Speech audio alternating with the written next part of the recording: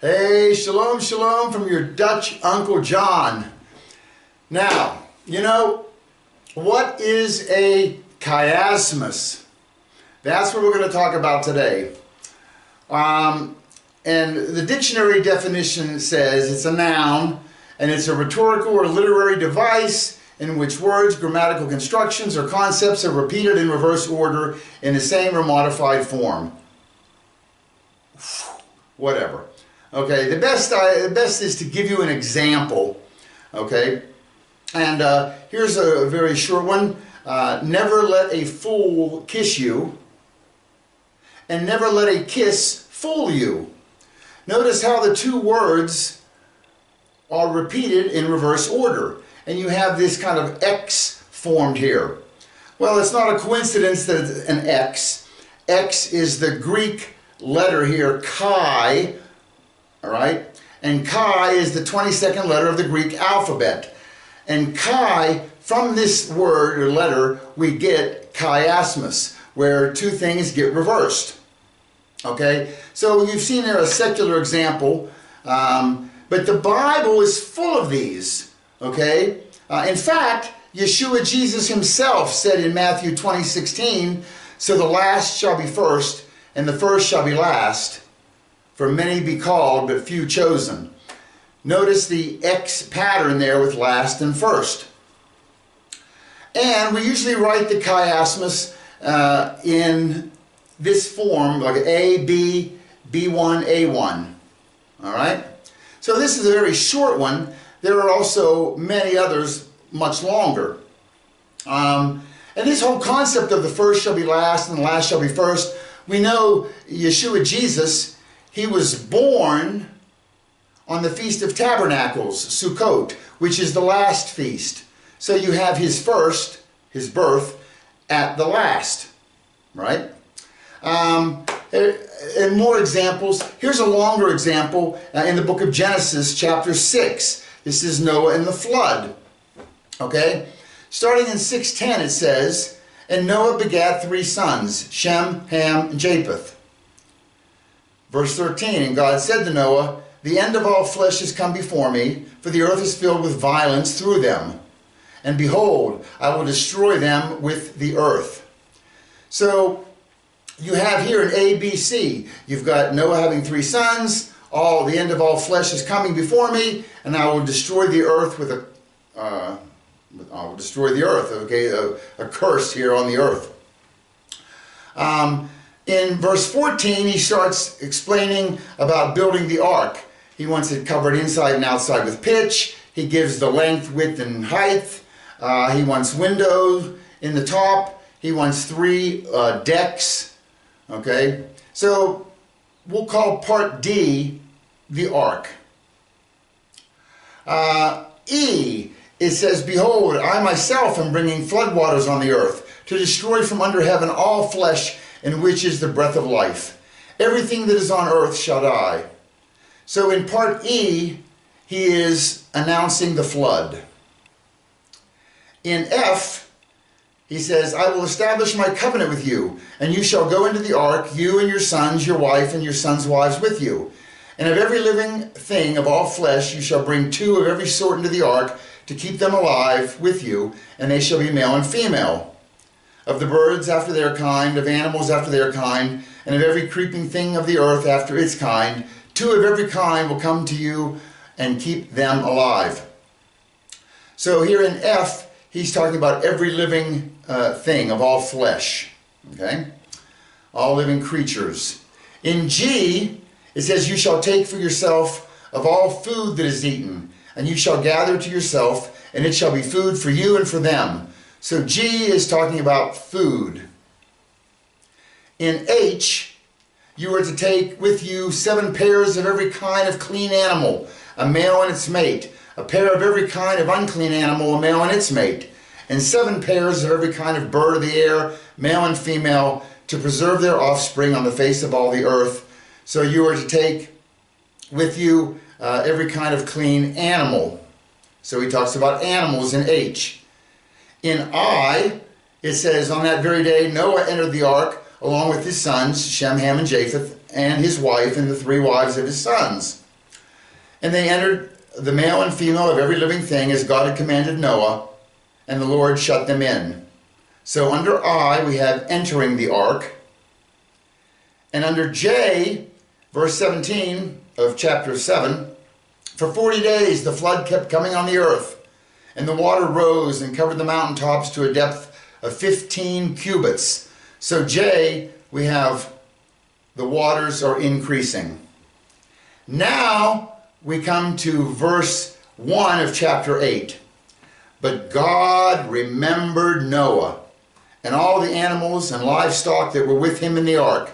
And God sent a wind over the earth, and the waters began to subside. So we're going to call this X. This is the Chi. Everything changes here when God remembered Noah. What happens next? In verse 14 of chapter 8, by the 27th day of the second month, the earth was fully dry. So we have J1, the waters decrease. And then God said to Noah in verse 15, come out of the ark, you and your wife, along with your sons and their wives. So it's exiting the ark in I. And then in verse 2 of chapter 9, the fear and dread of you will fall on every living creature on the earth, every bird of the air, every creature that crawls on the ground, and all the fish of the sea, they are delivered into your hand. So H, he's talking about the animals. And then he says, everything that lives and moves will be food for you. Just as I gave you green plants, I now give you all things. So we're talking about food. Verse 9 and 10. I now establish my covenant with you and your descendants, and with every creature that was with you, the birds, the livestock, and every beast of the earth, every living thing that came out of the ark. So it's all living creatures, matching up F1 with F. Verse 11, I will establish my covenant with you. Never again will all life be cut off by the waters of a flood. Never again will there be a flood to destroy the earth. So he promises no future floods in E1, which matches up with E, a flood was announced.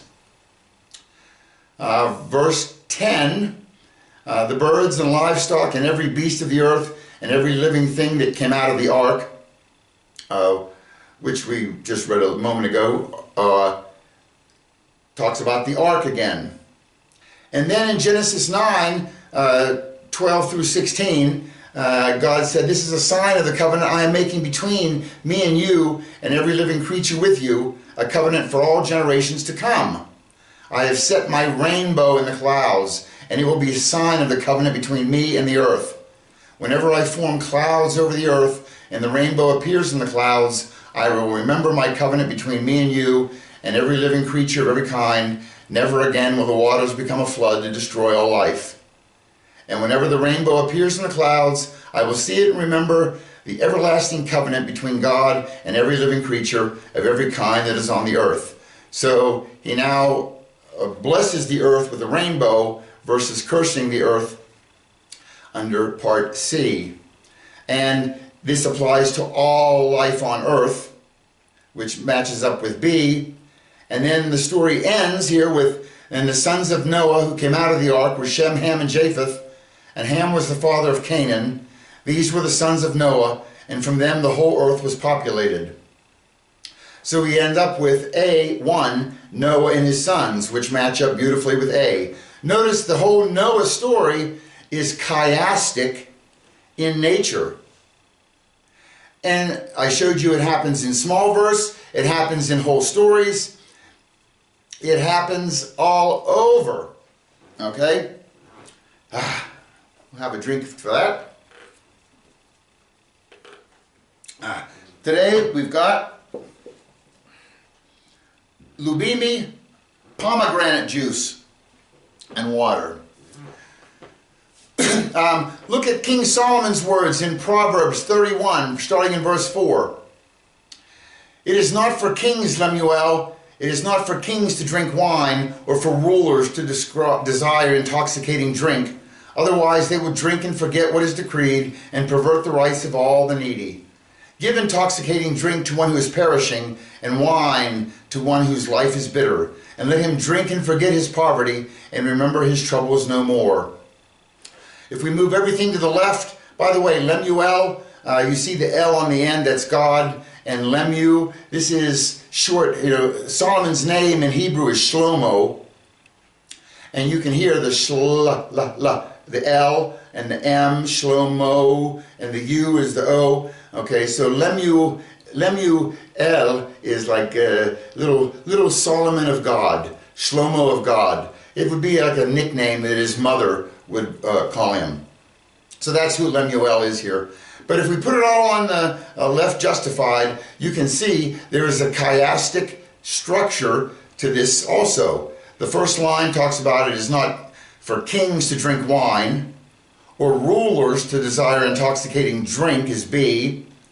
Otherwise they will drink and forget what is decreed and pervert the rights of all needy. B1 matches up with B, give intoxicating drink to one who is perishing. A1 and wine to one whose life is bitter. Let him drink and forget his poverty and remember his troubles no more. So you can see even Solomon is incorporating these chiasms in his writings when he talks about wine and intoxicating drink, which I'd rather have a bottle in front of me than a frontal lobotomy. The New Testament also we had one earlier with Jesus. Here's another one Jesus said, Matthew 2 or Mark 2:27, and he said to them, the Sabbath was made for man, and not man for the Sabbath. We can put it in chiasm form, A, B, B1, A1.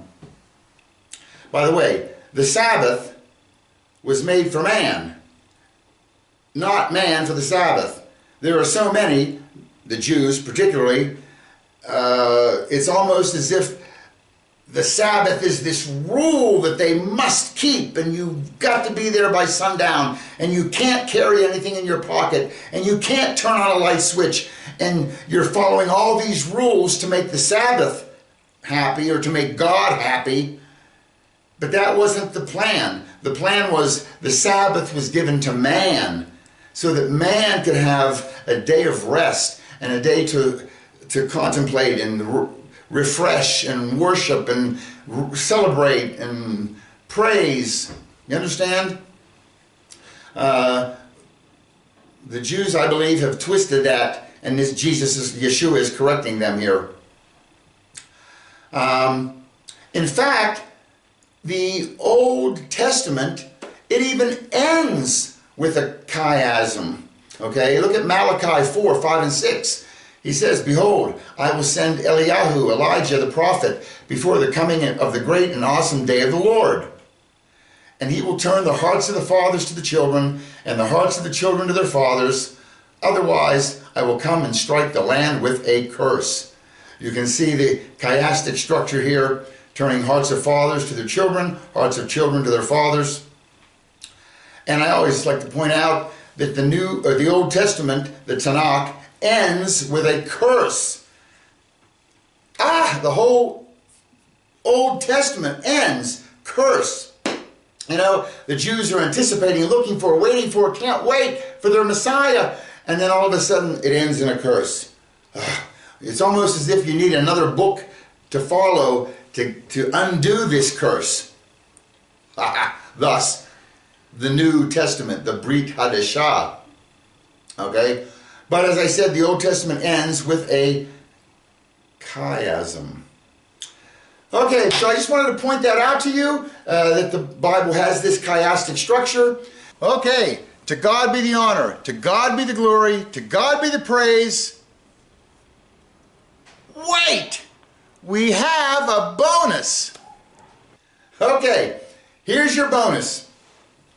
I'm going to show you another example of this. Look in Genesis 17, okay, starting in verse 1. This is the Abrahamic covenant. Okay, this is huge. It's huge. It's huge. Starting in verse 1, it says, when Abram was 99 years old. I would like to pause for a moment and show you the verse prior to this.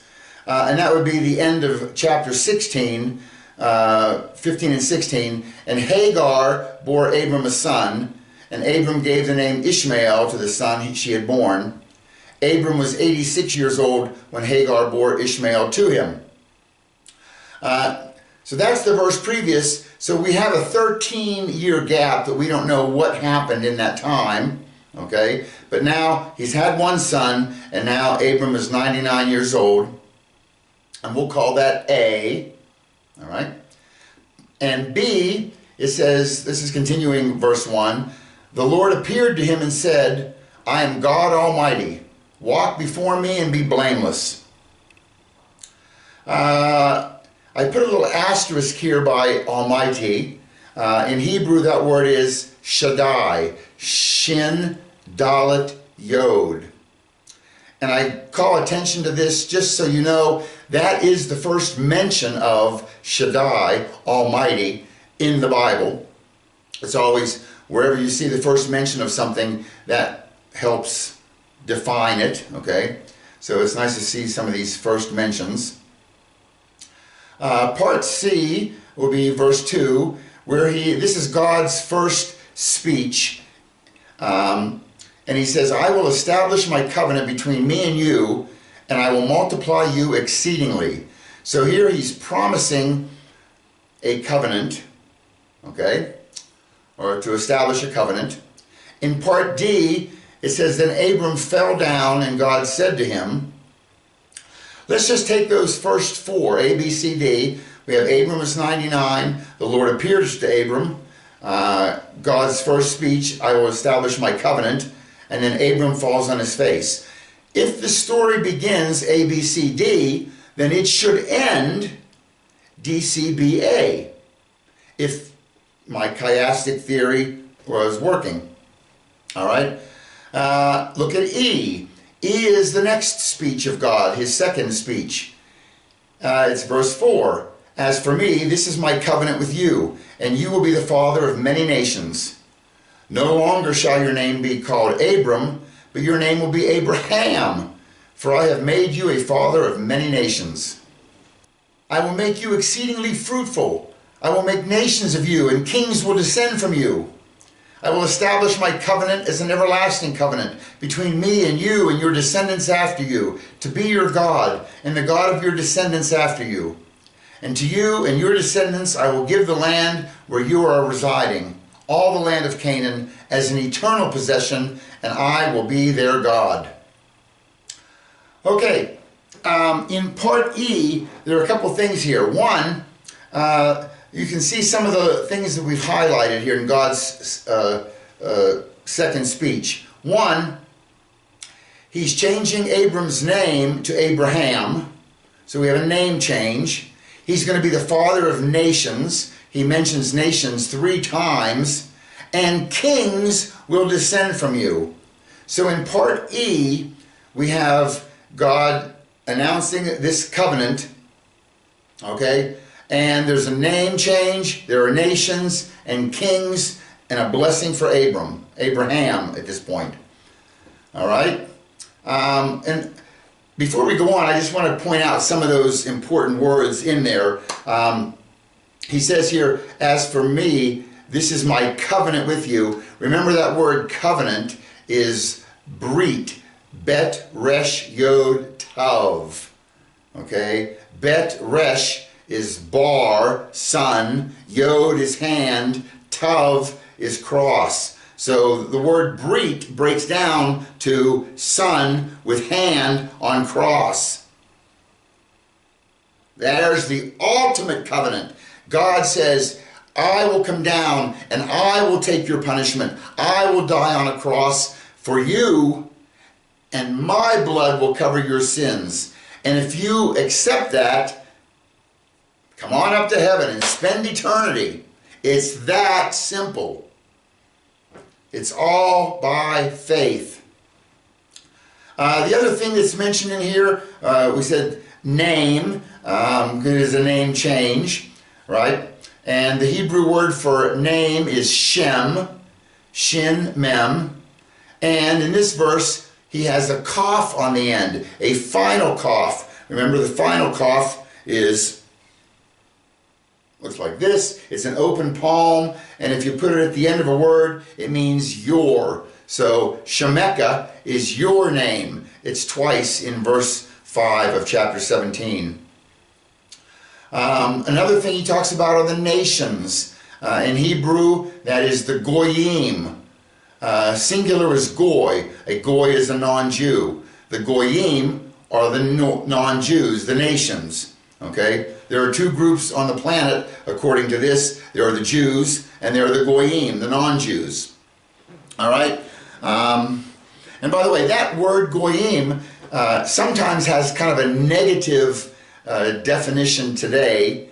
The Jews would use it as, he's just a part of the goyim. They look down, or maybe a pejorative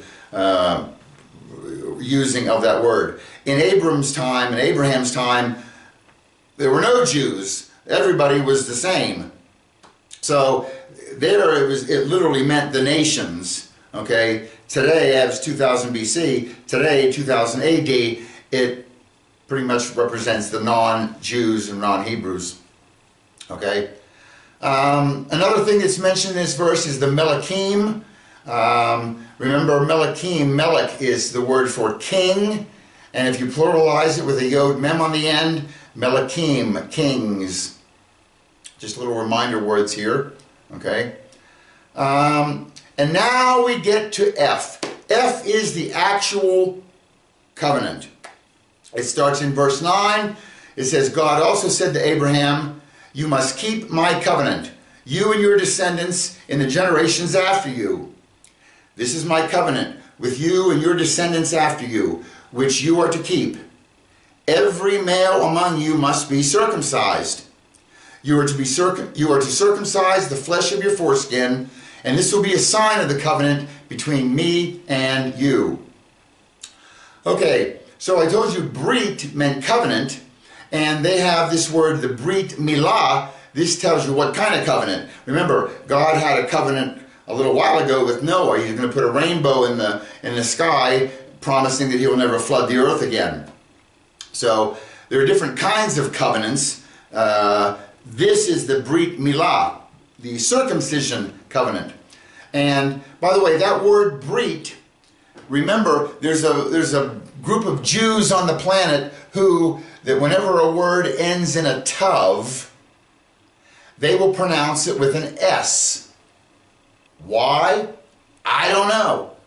But there's a whole group that do it one way and a whole group that does it the other way. And if you're trying to learn Hebrew and you're hearing somebody and you just don't know what these words are they're pronouncing, if a lot of them end in S, convert them back to T's, and it's a Brit. Okay, like they'll call it a bris. If you've watched TV shows where there's Jewish characters, and they might mention, yes, on Saturday I have to go to a bris at 4 o'clock. A bris is a Brit. They're doing that S for the T. Okay, you'll often hear Jews say, "Good Shabbos." Shabbos is Shabbat. It ends in a tav, so they change it to an S. Okay, just be aware of that, because it can be very confusing if you don't know that they do that. Like, what are these new words that I'm hearing? Okay. Continuing, look at 2 chapters earlier in Genesis 15. This is when God tells Abraham that he's going to bless him and his descendants will be more than you can count. Okay, and then in 15:6, remember Abraham, it says, and Abraham believed Yahweh, and Yahweh credited it to him as righteousness. Wow, that is a huge verse. Our whole salvation hinges on that, because it's salvation by faith. Abraham believed God, and God credited to him as righteousness. You can only get to heaven if you're righteous. How are you righteous? By believing God. Okay?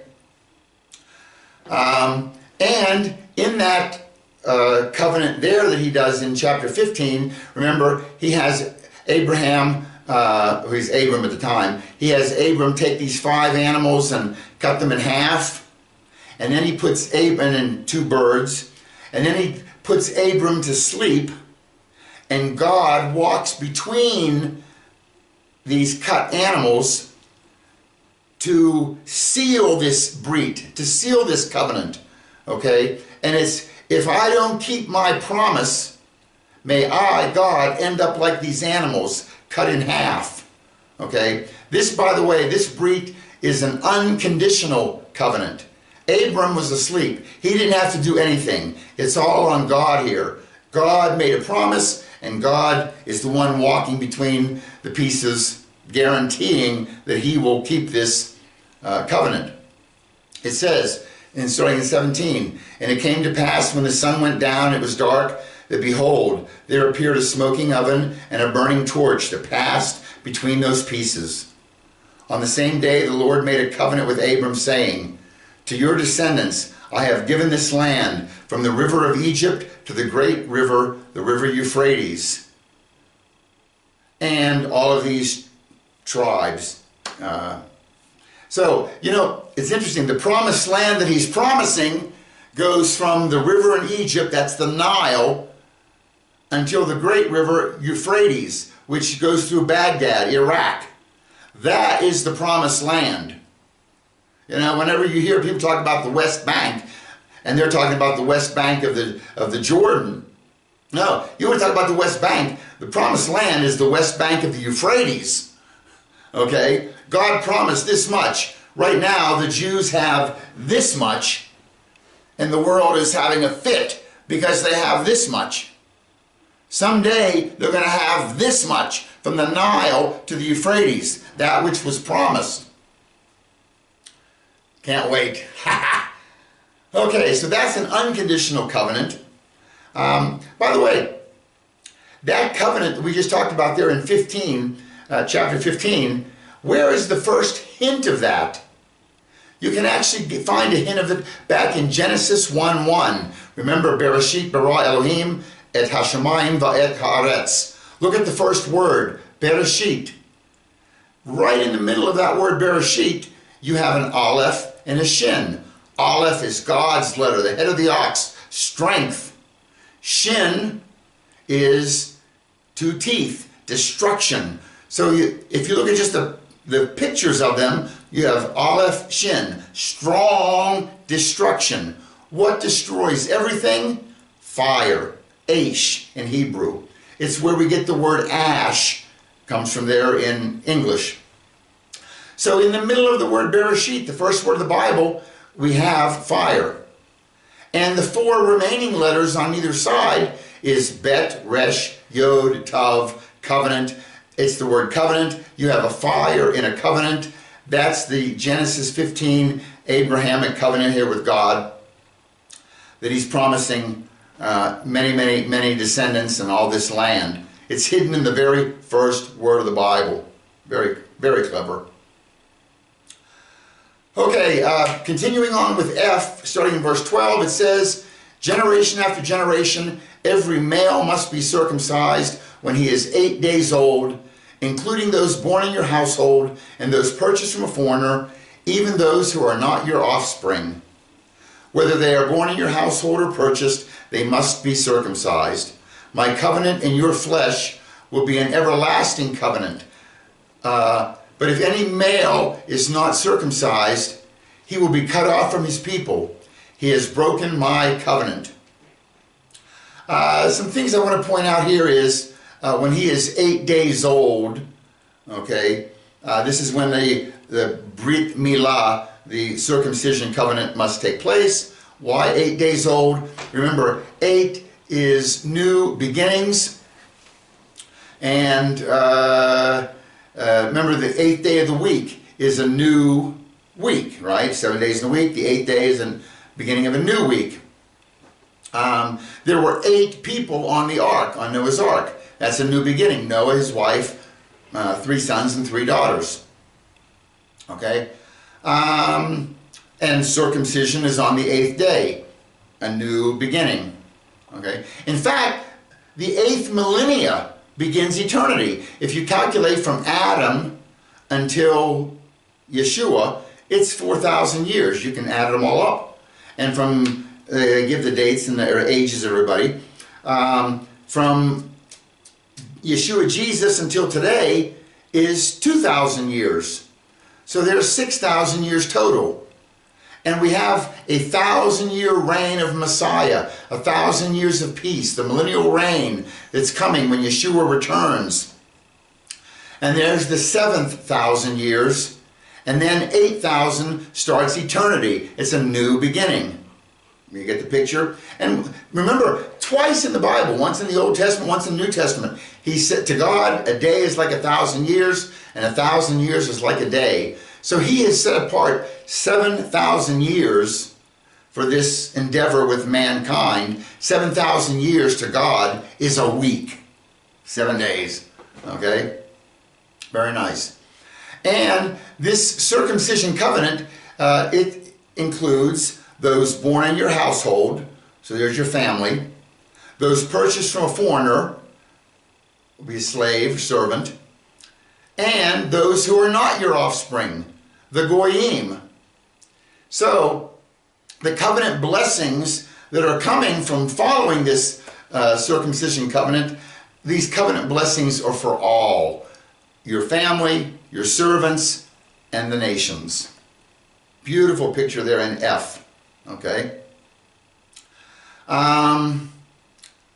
What else? Whether they were born in your household or purchased, they must be circumcised. Verse 13 says, my covenant in your flesh will be an everlasting covenant.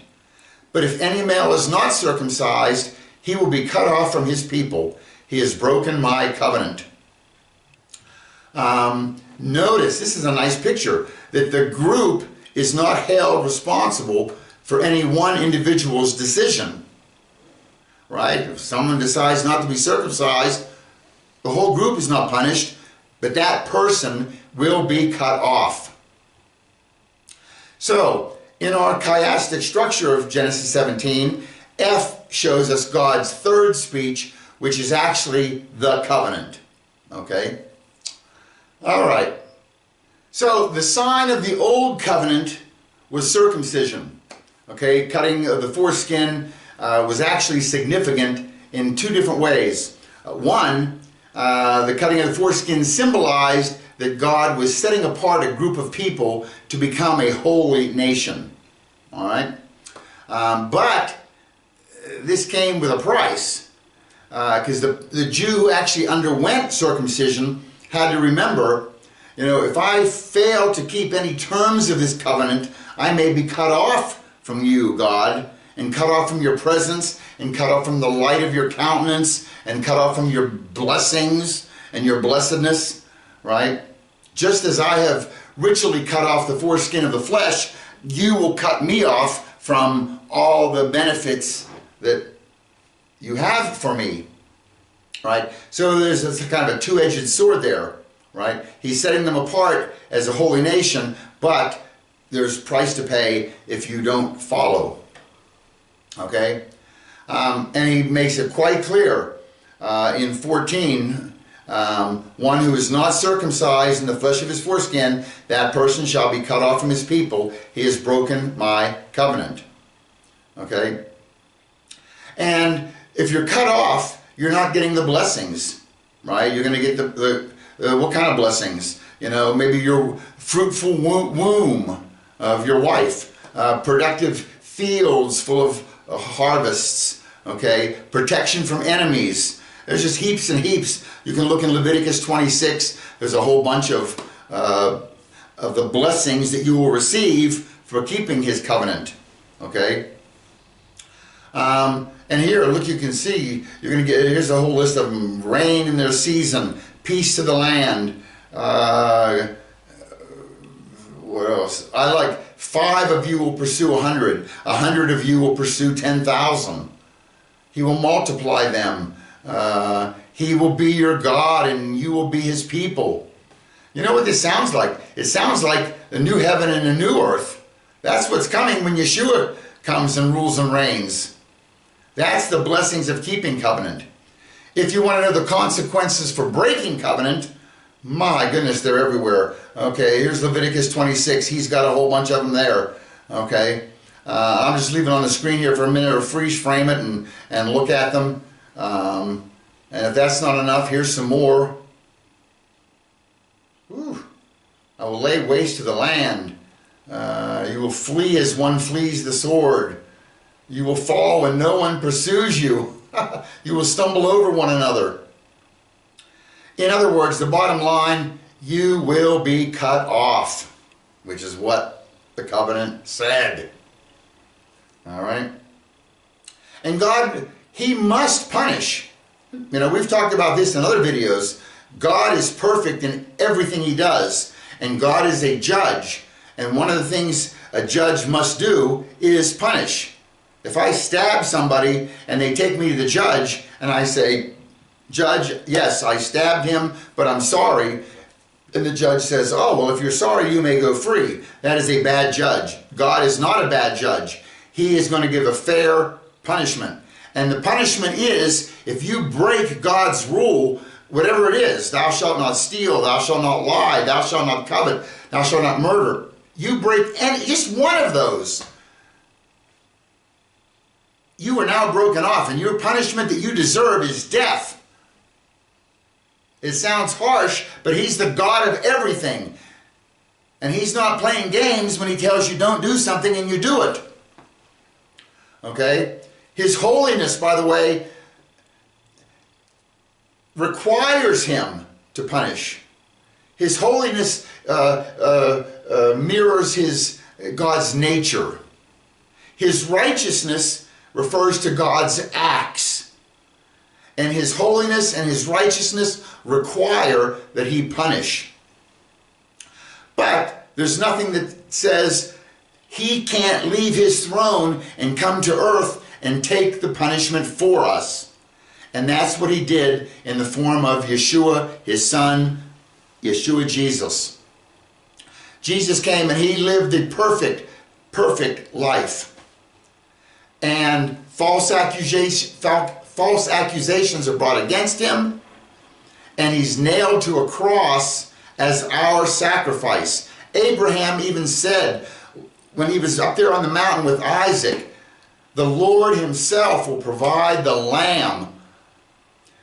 No lamb was provided on that mountain. A ram was provided on Abraham's mountain, but no lamb was. Abraham was seeing into the future that God Himself was going to provide. God Himself will provide the lamb, the sacrificial lamb. You need a sacrifice, a blood pure, innocent sacrifice to cover your sins. And that's the Lamb of God, Yeshua. How cool is all this? How it all fits. And so Yeshua is hanging on a cross, and God is looking down upon Him. Okay? And you know, you think about Yeshua and God, they're one. Right? And then the Spirit. There's three. The three are one. And they are tight. They've been tight for eternity. You know, being nailed to a cross, I'm sure that there was pain in the hands and the feet, the crown of thorns, the back being beaten, the beard being pulled out. All these things hurt. The spear in the side hurt. But I think none of that even registered on Jesus at the time, because of the huge pain He had, because God turned His back on Him. There was a separation between Father and Son that they have never been separated before. That had to be just overwhelming. Remember, Jesus has taken on all the sins of everyone. That guy who said, no, I'm not going to be circumcised. I'm going to, and he gets cut off. That sin gets put on Jesus. Every lie and every murder and every stealing and every cursing God's name and every sin of everybody is all put on Yeshua on that cross. That weight is huge. That has to be painful. And the separation from the Father, unbelievably painful. You get it? Okay? So God turns His back on Yeshua. And then the lights go out. I mean, you talk about bad going to worse. going to worse. It just seems like everyone is against him. But at that time, Yeshua now, he's hanging on this cross alone, forsaken, despairing. And by the way, alone, that is horrible. Alone. Imagine, people always talk about, oh, well, if I go to hell, I'm going to go to hell. I'll be down there with all my buddies, and we're going to have a good old time down in hell. No, you're not. We always think of hell as brimstone and fire and heat. Yeah, that's going to be bad. But I think the worst part is alone.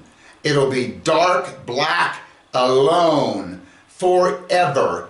Talk about, and the heat, and all that, but alone, the despair, that it's just got to be crushing, that it's never going to end. It's not going to be party central down in hell, y'all. So, God's turned his back on Yeshua. He's hanging on the cross, in the dark, bleeding. But God said, when I see the blood, I will forgive their sins. The blood covers the sin. And that's what happened. God noticed the blood. And that Jesus' righteousness, that he had done nothing wrong to deserve this punishment, his righteousness then shone from the cross, and it illuminated the world. It illuminated us. For those who believe and look to the cross, God now looks at us, and we're all illuminated by Yeshua Jesus' righteousness. Beautiful picture. God had to turn his back on Yeshua. What did it say in that covenant F section there? It said, you will be cut off. So that guy who didn't get circumcised, that sin went to Jesus. And what's the punishment for not being circumcised? You will be cut off. And Jesus was cut off. God turned his back on him. If he had not been forsaken on the cross, we would still be in our sins. We would not have any redemption. We have no salvation. Jesus had to submit himself to his Father's will, and he had to endure that curse so that we might experience this ultimate blessedness. Okay? So, God had to turn his back on him. And by the way, look at Isaiah 53, Isaiah 53, verse 10 starting. It says, yet it pleased Yahweh to bruise him. He has put him to grief. When you make his soul an offering for sin, he shall see his seed. He shall prolong his days, and the pleasure of the Lord shall prosper in his hand. I'll let you read the rest. But you understand, God was delighted that his son took this. Because Jesus could have said, no, I'm not doing it, Dad. You just send everybody to hell, and you and me and the Spirit will just go on, just the three of us. The only way that salvation could come to the world was that Yeshua would bow to his Father's will and take this punishment, because God had to punish. Nice picture. Okay, let's move on. Verse 15 of chapter 17. Then God said to Abraham, as for Sarai, your wife, do not call her Sarai, for her name is to be Sarah. And I will bless her, and will surely give you a son by her. And I will bless her, and she will be the mother of nations. Kings of peoples will descend from her. I'm calling this section E. Why? Well, look at the things that are happening. First, we have a name change. This is God's fourth speech. Okay? And the name change, remember, he changed Abram's name, and now he's changing Sarai's name. And Yahweh's name, remember, is Yud, He, Vav, He. Yud is hand. Hey is behold, something is revealed. Vav is a nail. Hey is behold, something is revealed. So Yahweh's name, Yud Hey Vav Hey, the hand reveals, the nail reveals. It lets you know who Yahweh is. And that Hey, that blessedness, that there's this outpouring of revelation, or that behold, something is going to be revealed. That Hey, that's grace. And you see God he's full of grace. He's got two of them. And one of them he gives to Abram, who becomes Abraham. And the other one he gives to Sarai, and she becomes Sarah. By the way, the Hebrew word sar means prince. You put a hey on the end. Sarah is princess. It's a feminine ending, putting a hey on the end. And what else does it say in E? It says, I will bless her, and will surely give you a son by her. I will bless her. She will be the mother of nations. Kings of peoples will descend from her. Look, we have a name change. We have nations, and we have kings. Where have we seen that before? That was in capital E. God's second speech was names, change, nations, and kings. A blessing of Abraham. Now in little e, we have God's fourth speech. We have a name change, we have nations and kings coming from Sarah, and we have blessing Sarah. Beautiful. Part D, verse 17, it says, Abram fell face down. Then he laughed and said to himself, can a child be born to a man who is 100 years old? Can Sarah give birth at the age of 90? Verse 18, and Abraham said to God, oh, that Ishmael might live under your blessing. So here in part D, we have Abraham falls on his face. Well, that matched up with capital D up above when Abraham falls on his face. Chiastic structure forming here. Very nice. And notice, Abraham says to God, well, what about Ishmael? Can't this covenant go through Ishmael? So he is speaking up and trying to get the covenant for his first son. Okay? But that's not what God had planned. God wanted the pure husband and wife together to have the son, not the husband and the wife's handmaiden. That's not the godly way. So he wants to do it the right way. Verse 9, it says, but God replied, your wife Sarah will indeed bear you a son, and you are to name him Yitzhak. I will establish my covenant with him as an everlasting covenant for his descendants after him. This is God's fifth speech, and he's establishing a covenant in part C here. As for Ishmael, I have heard you, and I will surely bless him. I will make him fruitful and multiply him greatly. He will become the father of 12 rulers, and I will make him into a great nation. But I will establish my covenant with Yitzhak, whom Sarah will bear to you at this time next year. So, in this fifth speech, okay, a covenant is going to be established. By the way, that name Yitzhak, the word Sahak is a tzadi, chet, kuf. And if you put a yod in front of it, it makes it future third person tense. So tzahak alone means laugh. Put a yod in front, it's he will laugh. So now, every time Abram looks at, thinks about, calls his son Yitzhak, he's reminded of the fact that he laughed at God's promised son. Very nice. He will laugh. And it's future. It's a prophetic picture. Okay? You know, Abraham laughed at God's promised son, so God had him name his son, he will laugh, Yitzhak. On a prophetic level, today a lot of Jews, they laugh at Yeshua, God's promised son and promised Messiah. Right? The Jews will tell you, we don't know anything for sure except Yeshua is not our Jesus. Jesus is not our Messiah. They call him Jesus because that's what every Christian calls him. But his Hebrew name is Yeshua, and Yeshua is the Hebrew word salvation. We should not be calling him Jesus. That's the Greek. That's not even a Greek. Eusus is Greek. Jesus, I don't know where they come from.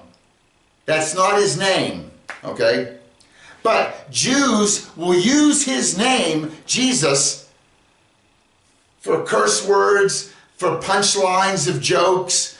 They laugh at Yeshua. There is a prophetic picture there with Abraham and his promised son, and his name, Yitzhak. He will laugh. And by the way, remember the gematria values. Tzadi is 90, Chet is 8, Kuf is 100. So if we take those numbers, Abraham, by the way, he was 100 years old when this baby was born, and Sarah was 90 when they brought forth 8, a new beginning, Yitzhak. Notice God wove the ages of these people into their son's name. How beautiful is that? So, in part C, we have God's fifth speech, and twice he says, I will establish my covenant. Well, that matches up beautiful with capital C, God's first speech, where he says, I will establish my covenant, keeping the chiastic structure. When he finished speaking with Abraham, God went up from him. On that very day, Abraham took his son Ishmael and all those who born in his household or purchased with his money, every male among the members of Abraham's household, and he circumcised them, just as God had told him. So what happens in little b, the Lord Yahweh departs from Abraham. What happened in capital B, the Lord appears to Abraham, to Abram. So chiastic structure continues. And then the story ends in verse 24. So Abraham was 99 years old when he was circumcised, and his son Ishmael was 13. There's small a. Look at that. Abraham was 99 years old. What's capital A? The whole story starts out. Abram was 99 years old. Very cool. Very cool. You can see a beautiful chiastic structure. And you know what? I picked this story. You can pick any story. I think this weaves all the way through the Bible, this chiastic structure. Jesus himself said it. The first shall be last, and the last shall be first. And he meant it. Okay. There's your bonus. Time to say thanks for watching. Bye. By the way, you know, I'm looking here at my grandfather's watch, which, by the way, my grandfather gave me this watch on his deathbed for 20 bucks. But I can see here that we can thank God that I have more to say because we have extra time. So, here's your other bonus. You know, if we take a timeline of eternity, we have eternity past. Micah 5:2 says, But you, Bethlehem Ephratah, though you are little among the thousands of Judah, yet out of you shall come forth to me the one to be ruler in Israel, whose goings forth are from old, from everlasting. From everlasting, that's eternity past. So there is an eternity past. And the Messiah, the one to be ruler in Israel, is going to come from there. Only God is eternity past. So this is letting you know the Messiah is God. And in Revelation, Apocalypsis in Greek, Hitgalut in Hebrew, 22:5, it talks about the new heaven and the new earth, and there shall be no night there. They need no lamp nor light of the sun, for the Lord God gives them light, and they shall reign forever and ever. There's eternity future. So I have begins with eternity past, it ends in eternity future. There's a beginning and end is a chiastic picture there. In the beginning, God created the heavens and the earth. In Revelation 21:1, I saw a new heaven and a new earth. For the first heaven and the first earth passed away, and there is no longer any sea. So we're kind of moving in, right? That chiastic structure. The chiastic structure is woven into the whole Bible. You know, in Genesis 1:9, we have that, and in the middle of the garden there was the tree of life and the tree of knowledge of good and evil.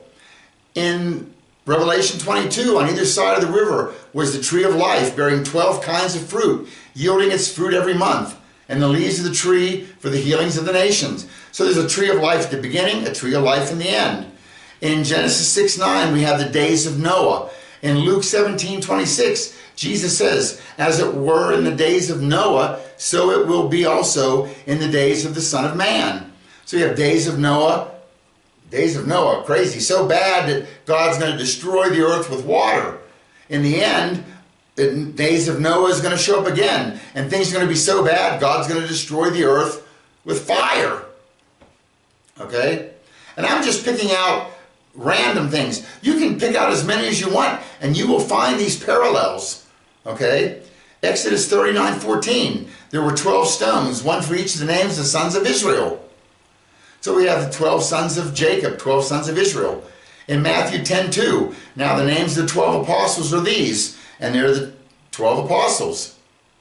Genesis 48:5. Remember whenever Jacob comes down to Egypt and meets with Joseph, and Joseph has the two boys, Ephraim and Manasseh.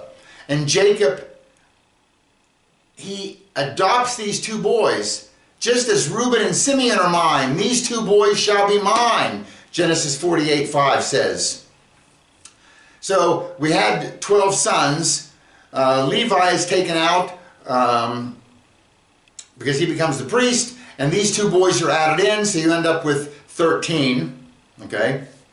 And in Acts 1:26, whenever Judas, he goes out and hangs himself after he betrays Yeshua, and they bring in another apostle. Then they cast lots, and the lot fell to Matthias, so he was added to the 11 apostles. So we had 12, and then one was taken out, but then you add the other guy in, so there were 13 there also. Very clever that all this just keeps zeroing in. Isaiah 7:14, therefore the Lord himself will give you a sign. Behold, the virgin will conceive and give birth to a son, and she will call his name Emmanuel. It is prophesied that in Alma, a young Jewish maiden who's not married is a virgin. It's prophesied that a virgin will give birth. And you come to Luke 1:26, and in the 6th month the angel Gabriel was sent from God into the city of Galilee named Nazareth to a virgin, and says, behold, thou shalt conceive in thy womb, and bring forth a son, and shall call his name Yeshua. It's prophesied a virgin birth, and a virgin birth occurs. Zechariah 9:9 says, the Messiah will arrive riding a donkey. Rejoice greatly, O daughter of Zion. Shout, O daughter of Jerusalem. Behold, your king is coming to you. He is just and having salvation, lowly and riding on a donkey, a colt, the foal of a donkey. And in Matthew 21:7, it says, and they brought the donkey and the colt, and laid their cloaks on them, and he sat on the cloaks. So it's prophesied the Messiah will arrive in Jerusalem riding a donkey. And in Matthew 21:7, notice again the chiastic structure. It's all coming into the center. And what is at the center? It is the cross. Everything, even time, AD, BC, everything is divided by the cross. Very nice picture. So, okay. So there's your bonus. Wow, what a bonus. To God be the praise, to God be the glory, to God be the honor. Just amazing, huh? And you know, I told you that the Old Testament ends in a chiasmus. The New Testament begins with a chiasmus. Look in Matthew 1, verses 1 through 17. It says, the record of the genealogy of Jesus the Messiah, the son of David, the son of Abraham. Then from 2 through 16, it gives the genealogy. And in 17, It says, so all the generations from Abraham to David are 14, from David to the deportation to Babylon are 14, and from the deportation to Babylon to the Messiah, Yeshua, 14 generations. Move everything to the left, and you can make it into a chiasm. First line is Jesus the Messiah. A1 is the Messiah. B is David. B1 is David. C is Abraham. C1 from Abraham. And D is in the center of the genealogy. Old Testament ends in a chiasm. New Testament begins with a chiasm. And the New Testament is full of them. Actually, look, remember Matthew 7, 4 and 5. He says, how will you say to your brother, let me pull that speck out of your eye, and behold, a beam is in your own eye, you hypocrite. First, cast out the beam of your own eye, then you will clearly see to cast out the speck out of your brother's eye. Move everything to the left. We have A, talks about how do you say to your brother. B, pulling the speck out of your eye. C, you have a beam in your own eye. D is you hypocrite. Now we're going to work backwards. C1, cast the beam out of your own eye. B1, then you will see clearly to cast out the speck. And A1, out of your brother's eye. There it is, brother, speck, beam, hypocrite, beam, speck, brother. Chiasmus.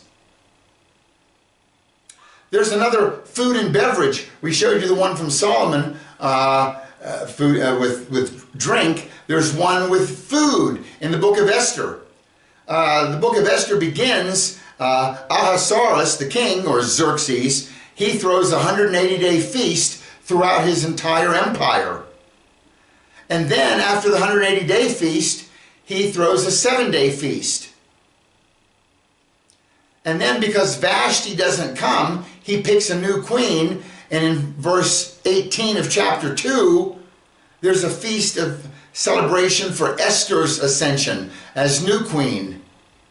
And then in C, Esther 5, remember Esther finds out that there's a plot to kill all the Jews, so she invites the king and Haman to a banquet tomorrow. And tomorrow when they come to the banquet, Esther requests that they come to a banquet tomorrow. So there's 2 banquets in a row there that have no purpose except they match up as chiastically. Then in B1, there's a feast when they celebrate the reversal of the king's decision that now the Jews can fight back against those who are trying to kill them. And then when it's all established, they have the Feast of Purim, and it's throughout the entire empire in 9:17 of Esther. And because the empire is so big and not everybody got the message, they were going to have like a mini feast the following day in 9:18. So food and beverage wise, you have it showing up in a chiasm again. Just beautiful.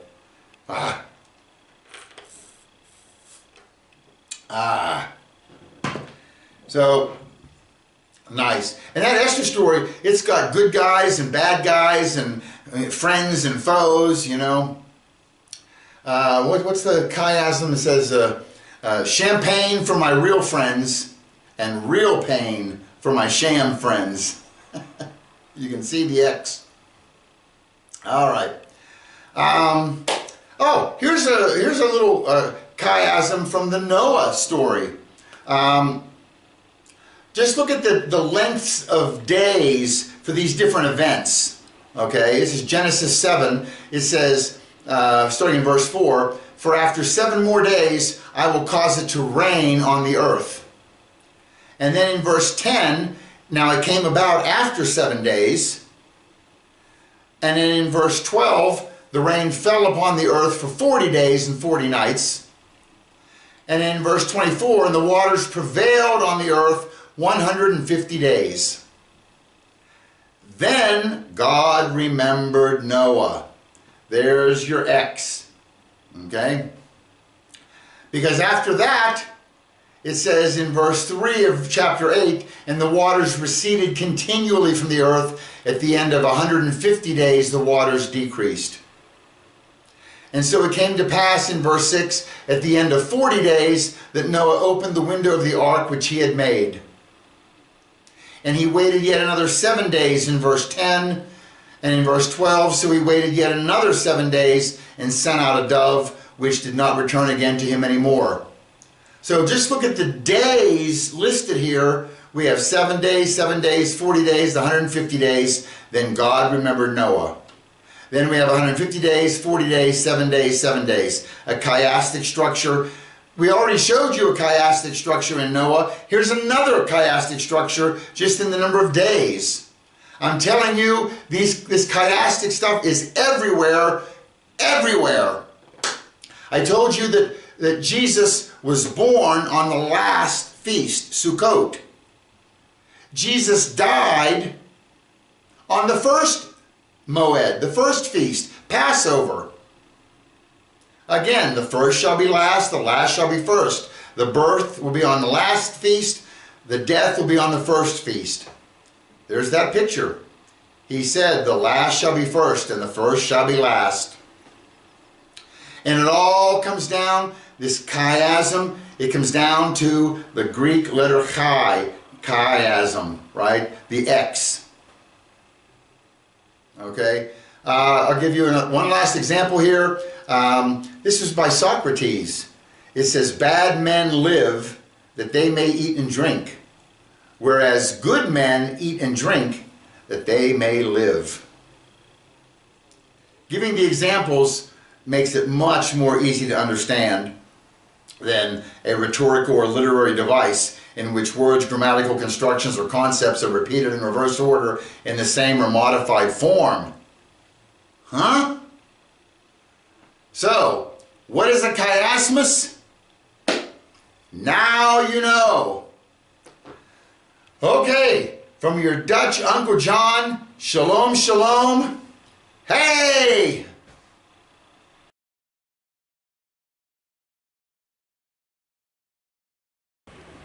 So, what do we do with all this chiasm talk? You know what it shows me? It shows me that God wrote this book. You know, people say, well, man wrote the Bible. Yeah, man's hand wrote the Bible, but God's hand steered man's hand. Because there's 40 authors over thousands of years, yet these chiasms are all there. They're in individual verses, they're in individual stories, they're in the entire book. And they didn't sit and plot and plan and say, well, I'm going to write my book, but I have to make sure I weave this part in so that the chiastic structure works. No, God had that picture in his mind, and he steered the writers to produce this beautiful, beautiful chiastic book. God bless. Thanks for watching. Bye-bye.